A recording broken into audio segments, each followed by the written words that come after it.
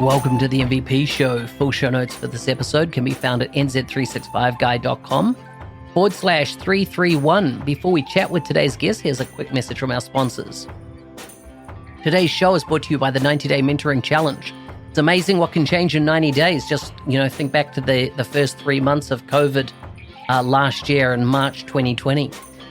The past year, I've had the pleasure of meeting hundreds over the past years of hundreds of people in the 90-Day Mentoring Challenge.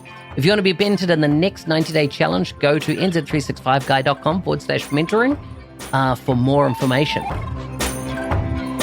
Now let's get on with the show.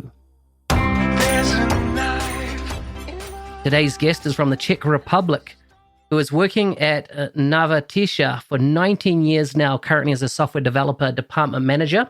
He's 16 years in MVP, so many, many, many more years than myself, which is awesome to have him on the show. He started on Atari 800XE during the communism period in the second half of the 80s in Czechoslovakia. You can follow him on Twitter at MVP Kline, K-I-N-E, MVP K-I-N-E. Kamil Sacek, welcome to the show. Hello. Hi. Hey, now how much did I get right or wrong then on your introduction? I think most was very good, and the pronunciation of my name is very good, I think, for the first time. The company name is Navertica. That's Navertica. Only, excellent. And what does the company specialize in?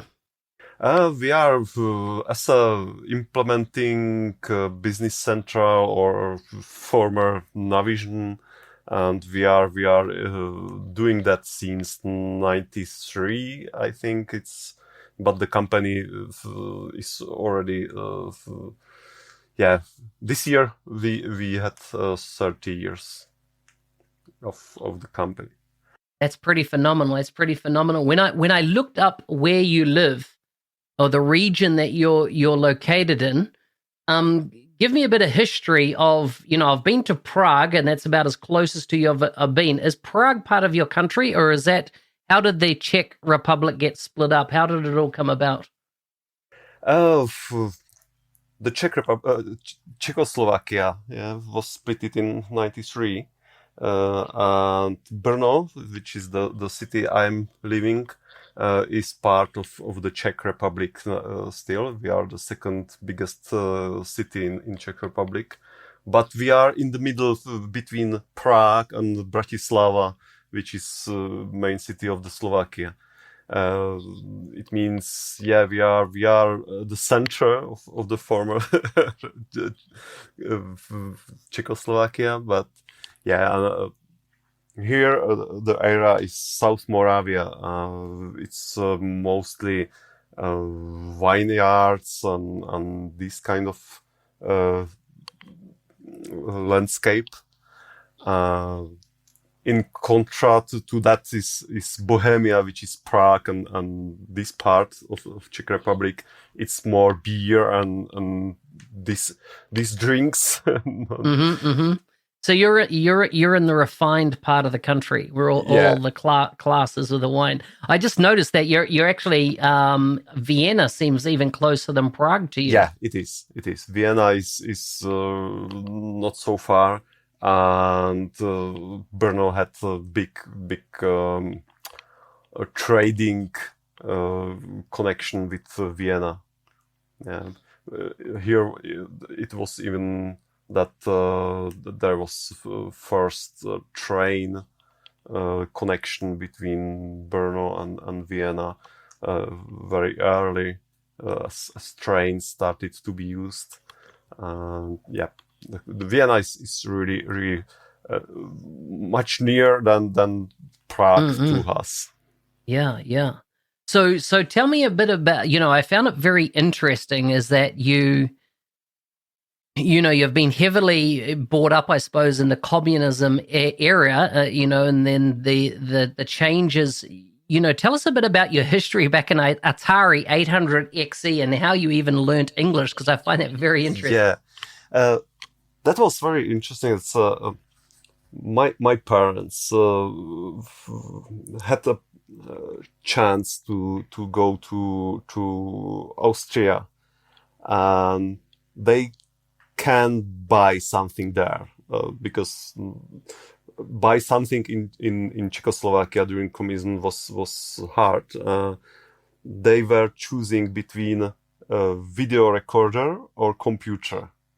And luckily they decided to buy the Atari computer for us, because they decided that it will be better for us to start using the computer and do something actively than just use the video recorder to watch something passively. Yeah, and I'm really happy with that decision, because it gives me something which the video player can't give to anyone.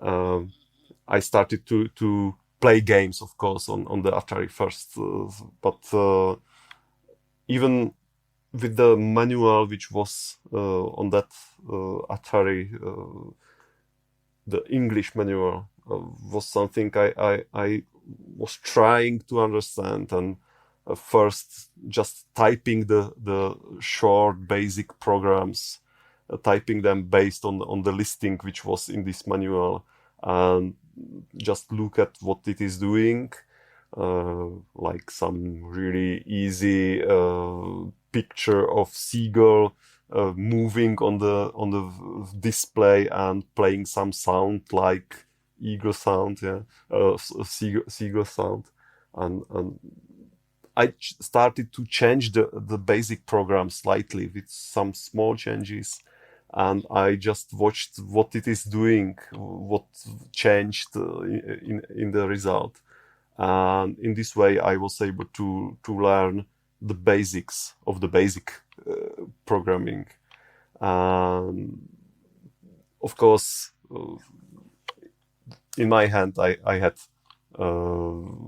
Czech English dictionary, and I was trying to translate everything word by word, and yeah, it goes slow, but I think it gives me much more than if someone else will learn that or teach me that. Yeah, because I needed to think about what I see, what it is doing, and maybe that's something I really love on that way, how I learned everything around the computer, because now I think I can understand things, how they works inside. Yeah? And I think that's big gift I have, that I'm able to imagine how things are working inside anything I need to understand. And it's why, for example, I was able to even set up our phone switching box in our company a few years ago. It means just setting some, how it's named, I don't know, the switching tables for the fixed phones in our offices, and these kind of things. And it was not hard to understand how it works, and I just changed that part. It means not only writing the code in some programming language, but even set up these kind of things, or all the IT things around the networking and hardware and these kind of things. Yeah, the Atari was the basic, and that's what I love on that. My father was very good in using the Atari even for his work. Because he's working in as a geodet. The man who will show you where your house will stay, which part is yours, and these kind of things. I don't know how it's named in.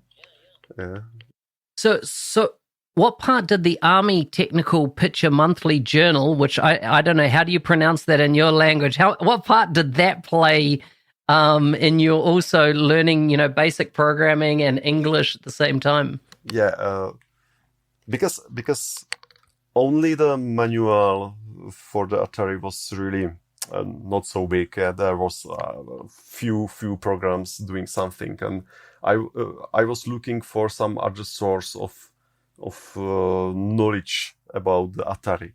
And these times in Czechoslovakia, there were some army picture journal, Atom, and they had some articles which were about the Atari itself, and there were some program listings. And again, I just typed these programs to our Atari and just looking again what they are doing and changing them. I learned more and more of the programming. It means not only the manual, but even this army journal was source for me, because nothing else exists these times. No internet, no books, anything. And that was great. And of course, even just somehow to get the games to the Atari was really hard, because there were no shops where you can go and buy that. It means there were, for me, it was first user group I attended. Yeah, the physical user group, where during the weekend on given place, or the people who had Atari went there and copied the cassettes with the programs, with the games and these kind of things. Yeah, that was first user group in reality I attended during 80s. Yeah, that's Incredible. So you've been an MVP for over 16 years 16 now. years, yeah. How do you maintain your interest in the technology? That's a long period of time to be an MVP, and still, a lot of people they might have been an MVP some years ago, then they lose the award, their career goes a different way, etc. What are the key things that you do to maintain your MVP over that 16 years? I'm trying to give what I create as a free source for others. On beginning, it was not hard because I was very active on Mibuso forum, where I collected over 10,000 posts during the years I was active there. Once I calculate that, and I think during the 10 years or something, it was in average 3 posts per day. That was easy part, but later I don't have too much free time to spend on the forums and so on, and I started to publish my scripts and other things and share my knowledge during the different events. And it's really hard for me to spend the time on these activities, but I like them because giving the knowledge and things I'm doing to others is really something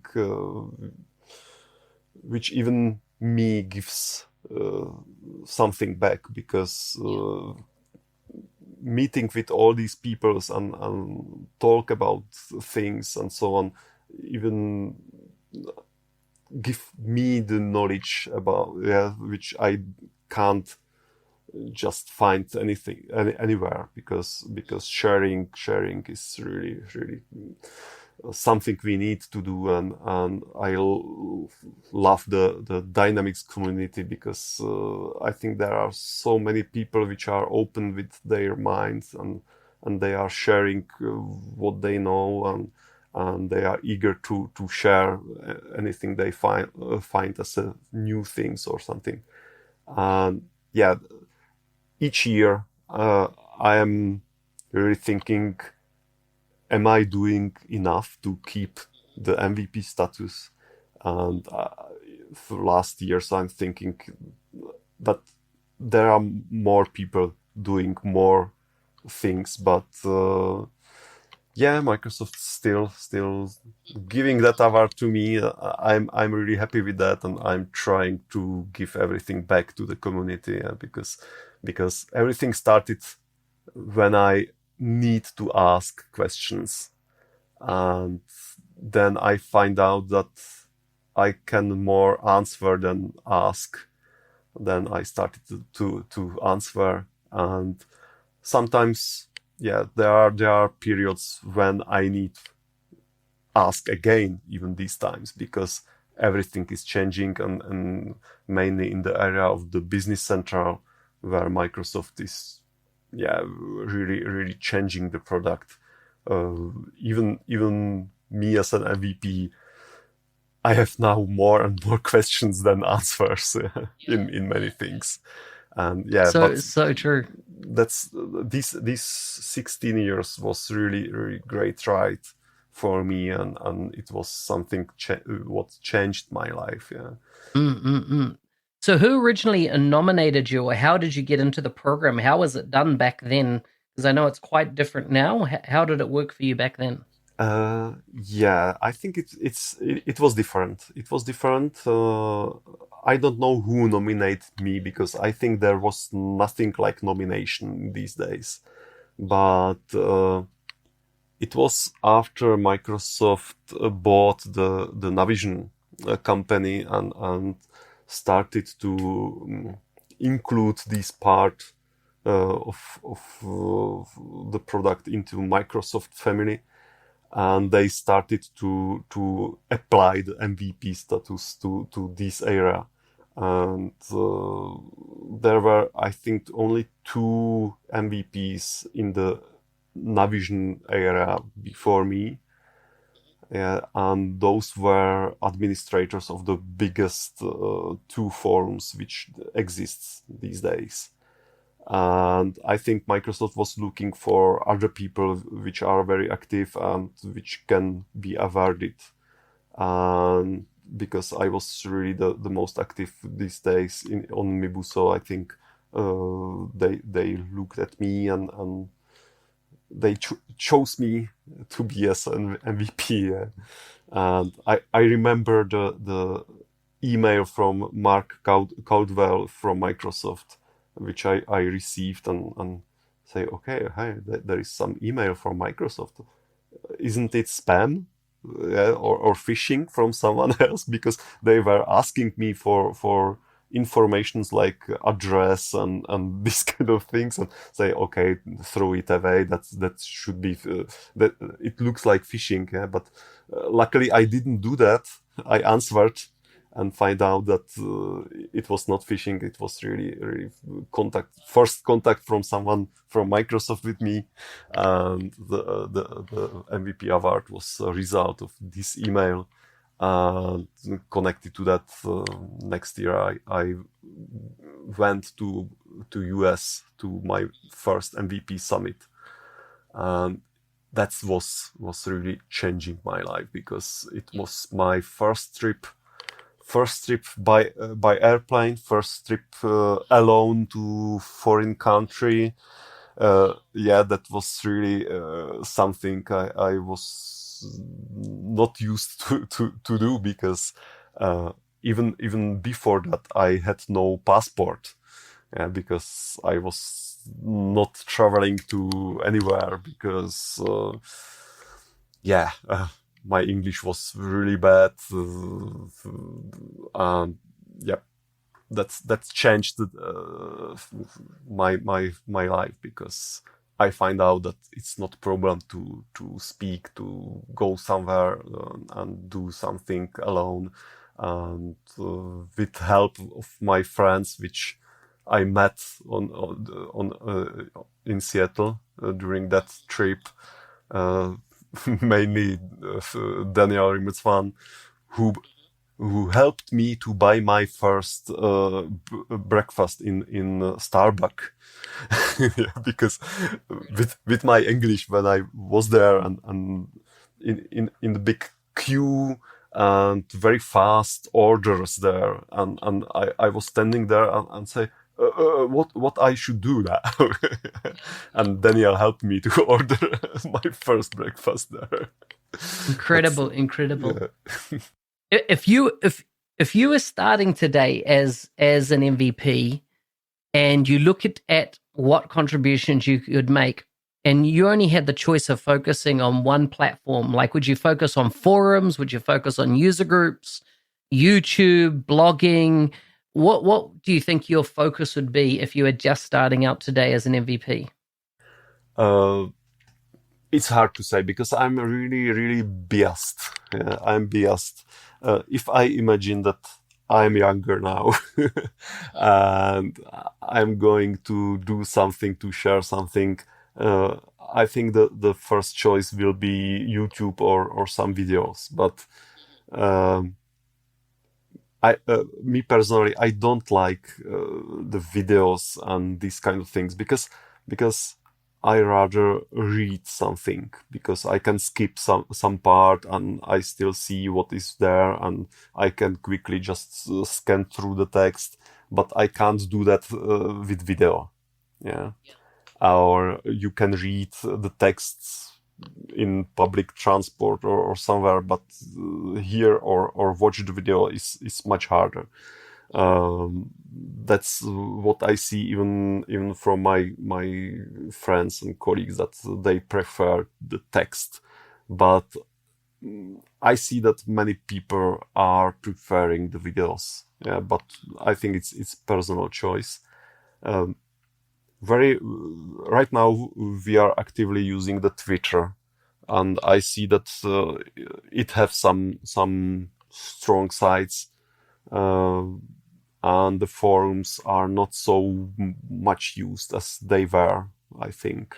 That's even that's why so some forums which were very active are now not so active, and it went down. Yeah, that's. Yeah, I am still trying to write blog articles, but problem of time is really, really hard for me. So true. Well, that's some good insight. I always like to wrap up the show with a couple of random questions. So are you ready for your random questions? Yeah, you can try. Okay, let's see if they translate it well. Okay, what was the hardest decision you've ever made in your life? Yeah, hardest decision. I don't know. I can't remember any hard decision for me. Yeah, that's really, really. Maybe I'm really lucky that I didn't need to do such hard decisions. True. Okay, here's the next one. What's the best thing you've purchased for less than $50 or €50? Don't know, really, because No. Okay, I'll try the last one with you. That's all right. I'm thinking if I bought something like that, it's mostly things under that limit are everyday use things. Yeah, that's.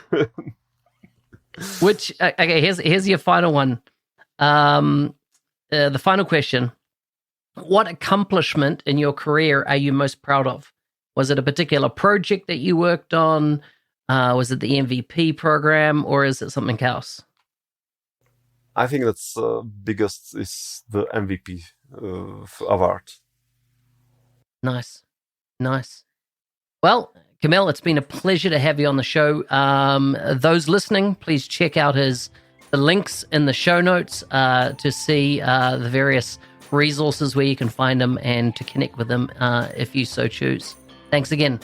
Thank you. Thank you for the invitation to that show.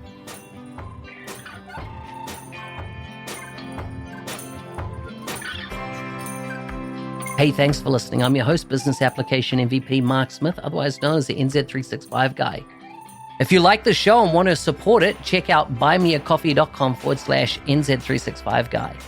I would love to get a coffee on you. Anyhow, thanks again and see you next time.